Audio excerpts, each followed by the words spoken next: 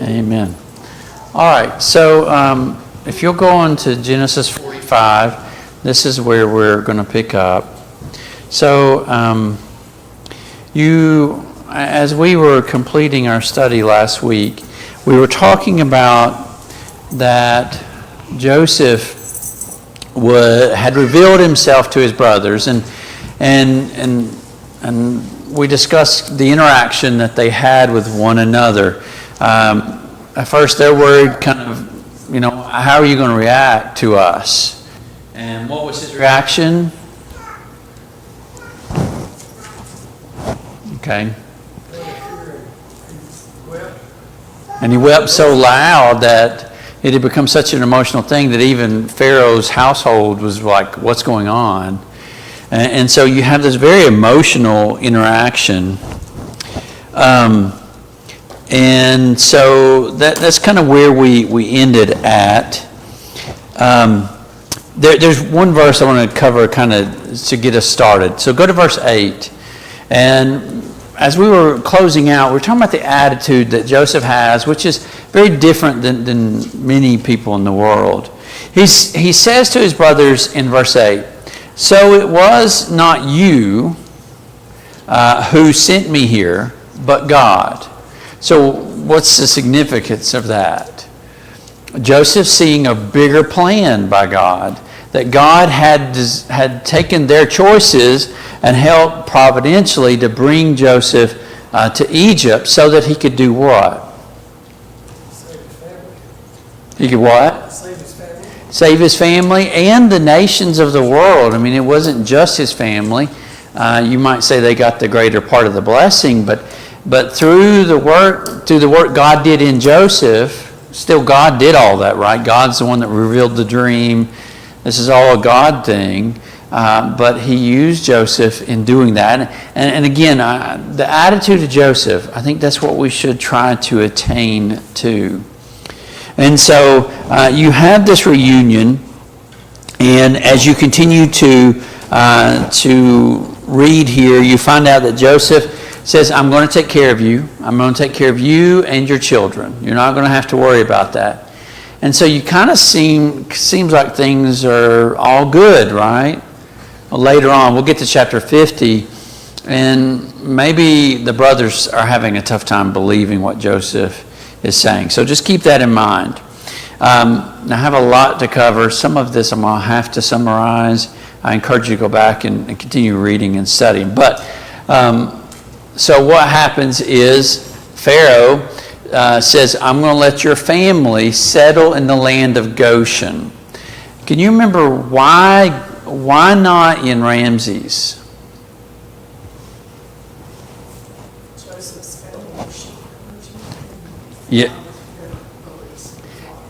Yeah. So I don't know why this is the case. We don't get a big explanation. But in Egypt, sheep herding was an abomination. Rereading that today, I was just thinking about how odd that sounds in my ears, that a sheep herder is an abomination. I don't know if that comes out of their idolatry or their kind of sorcery stuff, but for some reason they had culturally developed the idea that sheep herding was an abomination, or just tending animals in general. And so so that didn't cause a disruption, he says, "You're going to settle in the land of Goshen." And in the end, that becomes a really good thing because that land is really good for their lifestyle. Yes? I mean, even in the U.S., there's been a lot of farmer versus rancher conflict. It's not totally unheard of today. Well, I just mean the part that a sheep herder could be an abomination. I don't know. In my mind, that just doesn't sound, that sounds really peculiar. Or didn't want to get out. Huh? Was that way in Texas for a while? That way in Texas. But yeah, well, I know out west, the sheep herders and the cattle herders didn't always get along. But anyway, go ahead. But it's just, well, the mechanics of it, sheep, they graze really close to the ground, so that leaves nothing for the cows. So that's the break in a lot of times. They don't want them on their land. Yeah, and again, I could see hatred or dissension between them. It's, in my mind, a second level thing to say, that's an abomination. Yeah, that seems. That's the part I'm kind of keen on. Not that there could be friction. Well, people always have frictions, but I don't call everything an abomination, all right? You try to reserve that term for sinful things, right? Things that God calls an abomination. Huh? Yeah. Well, for the Jews, the pig farmers were probably considered an abomination. So anyway, he says, I'm going to take care of you. He ends up giving them change of clothes. They provide for them a way to get back. They even give them wagons. What's the notable difference that between what he gives his other brothers as opposed to Benjamin? Gives Benjamin considerably more. And your change of clothes. Yeah. 3 changes and 300. You got 93. He gave him, so each of the brothers, it says in verse 22, he gave them a change of clothes, right? That's one. And so he gave them changes of clothes. But to Benjamin, he gave 300 shekels of silver, so that's pretty valuable, right? And 5 changes of clothes. So again, it's his brother, right? I'm going to take care of my brother. And so he gives him that. Verse 24, he gives them, allows them to depart, sends them on their way with this message: do not quarrel on the way. How to interpret that exactly? I'm not exactly sure. What does he mean by quarreling about what they did to him previously, quarreling with one another, quarreling with people along the way? But what's the intent of asking them not to quarrel? I think that's the bigger thing here. Why tell them that? He doesn't want them to delay, like go quickly. Also, like, don't quarrel about, like, wondering if you should come back or not. Yeah. If you leave your land or not, like, you need to go ahead and go. And I didn't even think about it from that angle, but that could be another reason why he's saying don't wrestle with this in your mind. Come back. Maybe he knows them. Yeah. Yeah. So anyway, he sends them on the way. And then you get down to verse 25. They get to Jacob. What's Jacob's initial response? He didn't believe him. Into verse 26, he said, the text says, and his heart became numb, for he did not believe them. That's an interesting way to paint the picture, isn't it? It says his heart became numb. What does that maybe mean? He fainted, maybe? You ever get to a point where you just kind of, either you've gone through so much emotion, like maybe you've had somebody close to you pass away and you've dealt with that for a certain period of time. Does it ever become kind of a feeling of numbness? They do have a history of a lot of trauma. I mean, all the boys, And they have a history of being deceitful too, right? They've already broken his heart once. It was almost too much. Or maybe a few times. Yeah, and I think that's the sense of it. It becomes so overwhelming. But I think there's another important thing I just want to mention, is I think this also speaks to the idea that it's easy to believe a lie. It's much harder sometimes to accept the truth. And the lie was Joseph was never dead. He'd never lost his son. He was in Egypt. I mean, he did lose his son, but not to death, right? And now, but yet he believed forever that a wild animal had killed him. Because his sons had told him that. And now Yeah. they're probably in trouble with their dad. Can you imagine that conversation? But it's easy to believe a lie. Sometimes much easier to believe that than to believe the truth. What's the old statement? It's easy to believe a lie you've heard of 1,000 times than a truth you've heard once. We all can fall susceptible to that. And he's just overwhelmed in the moment. But It says in verse 27, the spirit of their father Jacob revived, and Israel said, it is enough. Joseph, my son, is still alive. I will go and see him before I die. Now that might indicate that maybe he's going to go to Egypt and die immediately. That's not what happens. But we'll get to that later. So he's made the decision to go. And so when you get into 46, that's what they do. They set out for Egypt. Along the way at Beersheba, he again is confronted with God in a vision in the night. And we'll talk about that in just a second. Go ahead. One point I want to make is the difference between Pharaoh, they were invited into Egypt and given all types of blessings from Egypt as compared to when they left Egypt. Oh, later on, yes. And interest in was one way, but the interest out was totally different. There's also the interesting thing that they were given gifts eventually when they left Egypt in Exodus, but that's a different study. But that is kind of fascinating. So he is at Beersheba. This is an important place, isn't it? We've been to Beersheba a few times. Jacob has been to Beersheba. He's seen God here before. Here he is again. He offers sacrifices. And then God speaks to him. He says in verse 2, Jacob, Jacob. Jacob responds, here am I. In verse 3, God says, I am God, the God of your father. Do not be afraid to go down to Egypt, for there I will make you into a great nation. I myself will go down. That's interesting, isn't it? Did you just catch that? What did he just say? I will go down with you. So he's been granted permission by God that this is a good thing. You should go. I will go down with you to Egypt, and I will also bring you up again.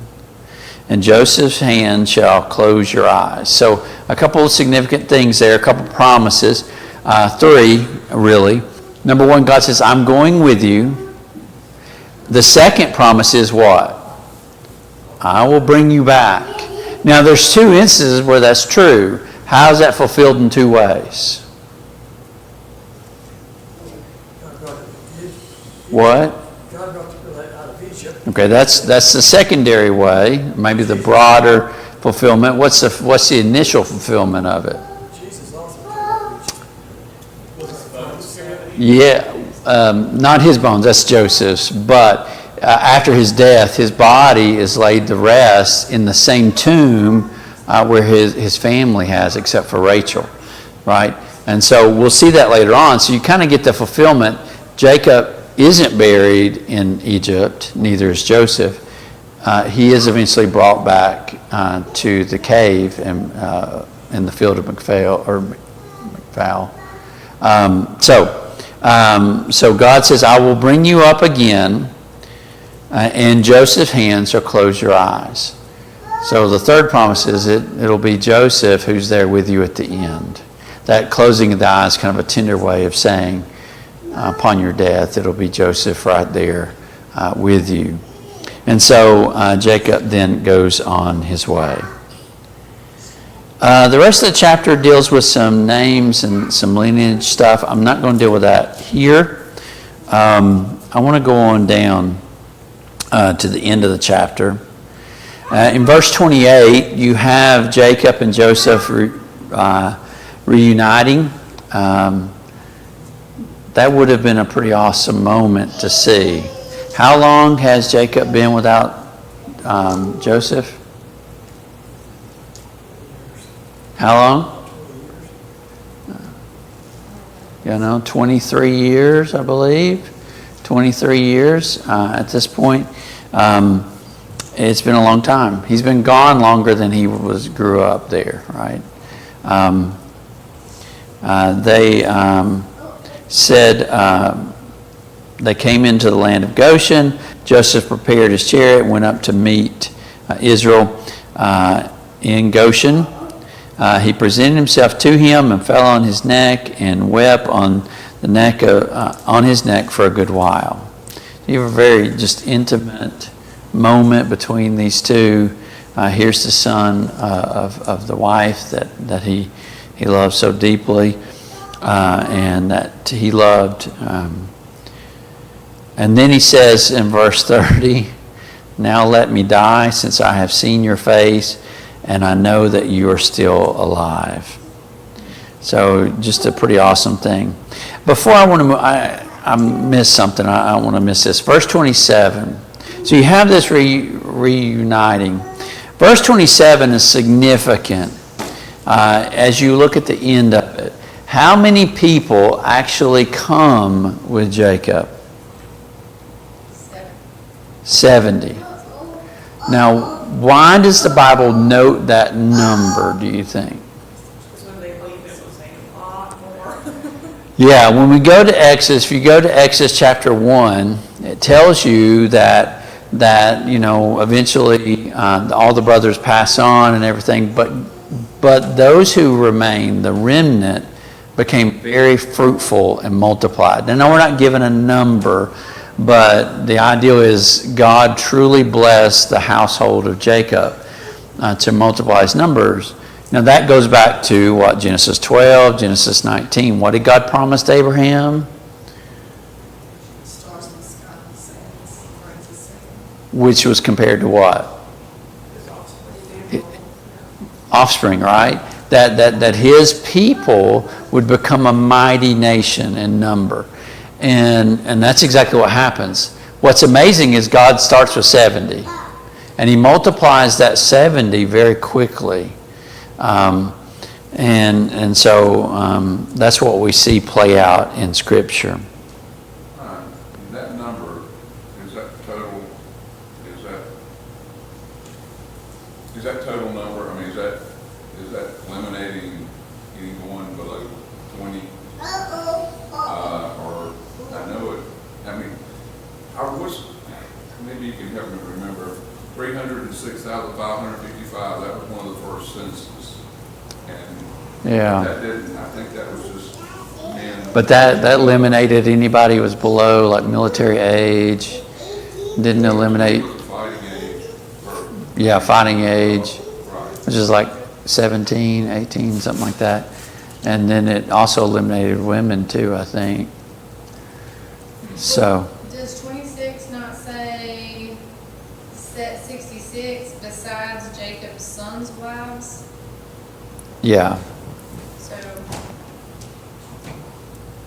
is that 66 plus 70? And that except the sons' wives, does that eliminate the women? All right, I'm going to do is see. All the persons belonging to Jacob who came into Egypt, belonging to Jacob, who were his own descendants, not including Jacob's sons' wives. I don't know where the extra 4 come from.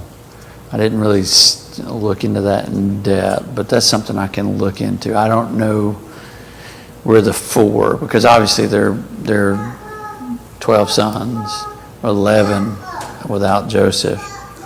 So I don't know the difference in those two numbers. Good question. Either way, whether you're talking about 70 or even 136, still, I think the significance is what God took his little and made something great out of it. Stephen's sermon said that he brought in 315 souls. That'd be 75. Yeah, I don't want to, so Number. I think the exact number there is not the significant thing. I think the significant thing is God took his little and made great out of it. And so I've done some investigation, the Stephen number. I think, anyway, that's neither here nor there, but I know there is a discrepancy there. But I knew how to resolve that, but I forgot. Well, that's kind of a characteristic that God proves that he's with them. It's done different times when Well, Gideon, you know, they thin out, they had like almost 1 million, and they go down to like 300, right? So, you know, they still had too many, and it kept cutting. So to make it, the odds of him winning overwhelming without God, you know what I'm saying? Yeah. Yeah.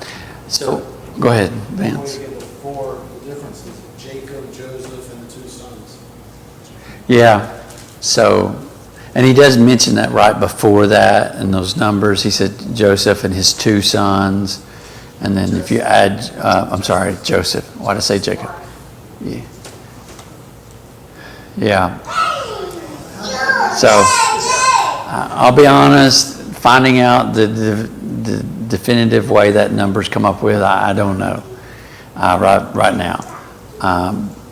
But good questions. Well, it's really immaterial, but like you said, it just shows that either way, you can see how they prosper. Yeah.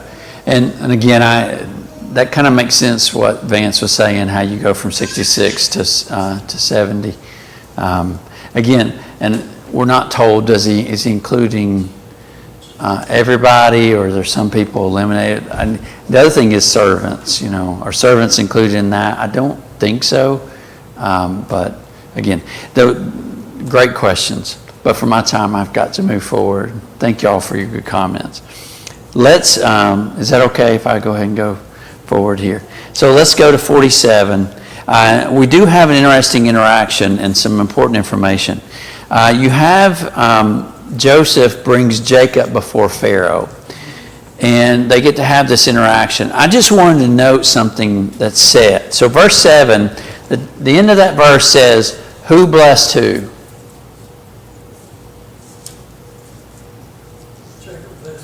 Jacob blessed Pharaoh. Again, in verse 10, who blessed who?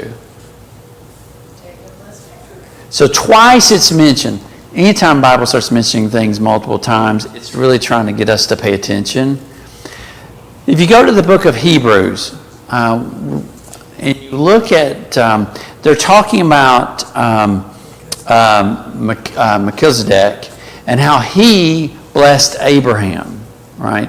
And it talks about how the greater, or the lesser is blessed by the greater. So what is the significance that Jacob is blessing Pharaoh? Jacob, at least in the eyes of God, is greater than Pharaoh. There's something really significant about that. It is kind of amazing. You'd be backwards, right? You'd think Jacob would come in there for a blessing for Pharaoh if we were talking in human ways. If you went and stood before the president, whoever's in that office, you would be hoping they would say something good about you, right? That they give you some kind of blessing. Can you imagine going before the president or for the leader of any nation and saying, I'm come here to help you out? What did he do? What was the blessing? To me, it would just be some spoken words, right? So he's saying some kind of words over him to bless him in that way. Again, we're not told in the context what exactly he said, but he would have offered some kind of verbal blessing to him. Go ahead, But you Turner. can make the argument if you were teaching a lesson on how Christians should be, your plant manager or whoever you respond to would count you as a blessing to the company if you're a Christian and doing like you're supposed to do. I mean, I'm saying if you were putting something like that together. Well, if you think about it, has not the household of Jacob blessed Egypt? That's what I was wondering, like, I mean, So there is kind of They would a... have started. it just seems like there'd be more, because, I mean, when Joseph went in to get his blessing from, or not Joseph, when Jacob went in to get his blessing from, why am I getting this confused? From Isaac. From Isaac, knew Abraham's from. That was a little different. This just seems like it's more than just me speaking good words. I mean, God speaks to Jacob. So Jacob has more. Well, you remember blessings often had a prophetic nature to them. Again, we're not given the content of the blessing, but it could have been something prophetic too. But there is a broader sense where the house of Jacob is already blessed, and will continue to do so for 5 more years at least. Well, of course, the life of Joseph, but for the famine portion, it's going to last 5 more years. And so imagine Egypt without Joseph. Would they have been prepared for the famine? And so sending Joseph to Egypt was a blessing to the house of Jacob, but in a broader sense, it was even a blessing to Egypt and the rest of the nations. And so there's already a sense in which that's been fulfilled. I just wonder, is our assumption if that means that Pharaoh might be in heaven one day, that he's obviously has a true respect for these people, and it seems to be more than just because Joseph was a smart ruler. Yeah, and I'll leave those up to God ultimately, right? He gets to make that call. It would be conjecture on my part to say any kind of way to that. Laban was blessed because Jacob was working for him. Mm-hmm. And he had all his blessings. And Laban understood his blessings came because of Jacob. Yeah. And the same with Pharaoh. Pharaoh's blessings, the food they had to eat in the family was because of Joseph. And we'll see, or you'll see as you read, Joseph will even go further in blessing Pharaoh and using the time period to grow the land of Egypt. It's going to expand during the time of Joseph. This is the time when the rule of the 5th to Pharaoh comes into place, where Pharaoh will obtain a 20th percent of what people earn. The other important thing here is you get the age of Jacob. He is how old? 130 years. So just keep that number in mind. Again, he's been without Joseph for some good amount of time. We'll see in a minute how long he lives in Egypt. I'm going to have to kind of go forward here. Again, the next section talks about the 5th to Egypt. This was something, again, Joseph helped to establish. If you go down, verse 27, it says, "Thus Israel settled in the land of Egypt, in the land of Goshen. They gained possessions in it and were fruitful, multiplied greatly." So that 70, or whatever number, is beginning to multiply quite quickly. And Jacob lived in the land of Egypt 17 years. That's significant. So the days of Jacob, the years of his life, were 147.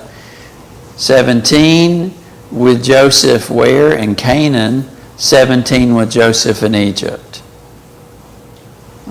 I just think it's interesting when numbers line up, right? You get this lining up of numbers. And again, it wasn't like Jacob moved to Egypt and just passed. He lived there 17 more years. 17 years is a long time, right? Yeah. But, our son's one of them's going to be 13 this year. We're going to have a teenager, right? And I think, how quickly 13 years go? Well, time's precious to us as human beings because we have such a short amount of it. And so you have 17 years here. That's a significant amount of time that he has with Joseph. Doesn't make up for the time he lost, but at least he has something. The end of this chapter, I'm going to have to end here. I wanted to finish up. We're going to have to come back because I'm way out of time. Let me cover the end of this chapter. We'll come back and get the last 3. So much good information. When the time drew near for that Israel must die, he called his son Joseph. Notice not the sons, but he calls Joseph, and he makes him give him a promise. Do you remember what the promise is? What? Take me back to Canaan. He says explicitly in verse 29, "Do not bury me in Egypt, but let me lie with my fathers. Carry me out of Egypt and bury me in their burying place." And Joseph responds, "I will do as you have said." He said to him, "Swear to me." That's not enough. He wants the oath, right? And he swore to him, and Israel bowed himself upon the head of his bed. Now he's not passed yet, the next chapter, we'll talk about, in chapter 48, how he blesses Ephraim and Manasseh. And we'll discuss for just a moment, since I've got another class, I can definitely do this. We'll talk about the blessings on the 12 sons and kind of some important details of that. Again, thank y'all for participating. Good study there. Please go ahead and read 48 through 50, and we'll be ready to discuss those in 2 weeks. Next Sunday will be first Sunday